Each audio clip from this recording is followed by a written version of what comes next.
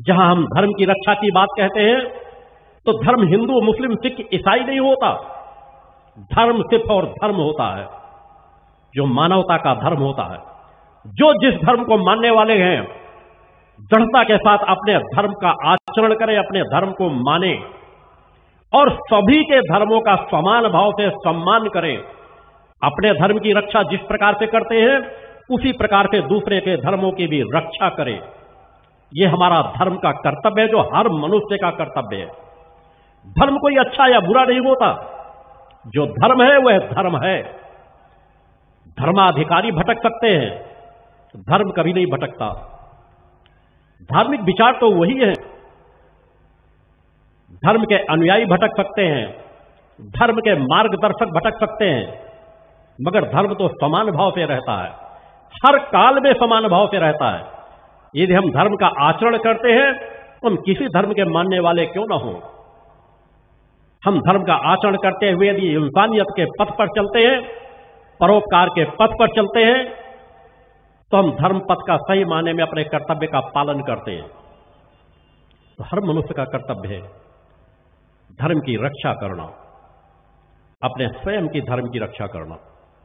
जब तक हम अपने स्वयं के धर्म की रक्षा नहीं करेंगे तब तक हम समाज के किसी भी धर्म की रक्षा नहीं कर सकते। और हमारा धर्म केवल पूजा पाठ की पद्धतियों तक नहीं जुड़ा हुआ होता कि हम देवी जी के पूजक हैं, हिंदू धर्म के देवी देवताओं को मानते हैं तो हम मानते हैं हम धर्म के रक्षक बन गए।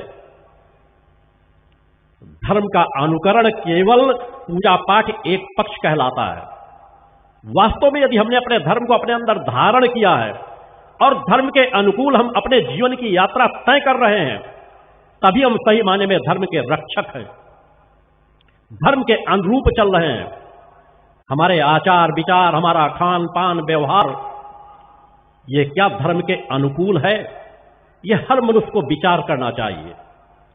हर मनुष्य इन बिंदुओं पर विचार करके रखे कि मुझे किस तरह का जीवन जीना है, किस तरह का भोजन करना है, किस तरह का मेरा व्यवहार होना चाहिए। क्या मेरे अंदर इंसानियत है?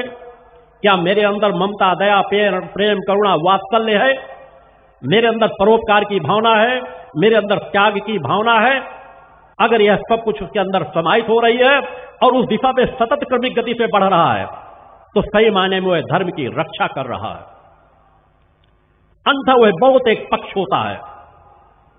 धर्म हमें कभी नहीं सिखाता कि हम गलत रास्तों में जाएं, हम नशे मांस का सेवन करें, हम भ्रष्टाचार करें, हम दूसरे की अहित की बात सोचें, हम दूसरे का शोषण करें। यह कोई धर्म नहीं सिखाता। मगर आज धर्म की बहुत ऊपरी व्याख्या की जाती है, बहुत ही विस्तार का विषय है। केवल पूजा पाठ कर लेने तक अपने आप को सीमित करके यदि अब तुम रखते हो तो तुम पतन के मार्ग पर सतत बढ़ते चले जाओगे। क्षणिक पूजा पाठ की पद्धतियां आपका आत्म कल्याण नहीं कर सकती, आपको मुक्ति पथ की ओर बढ़ा नहीं सकती। उसके लिए सतत अपने जीवन में परिवर्तन करना होगा, सतत वैसे आचरणों में अपने आप को ढालना होगा जैसा धर्म कह रहा है। धर्मानुकूल हमारा आचरण हो।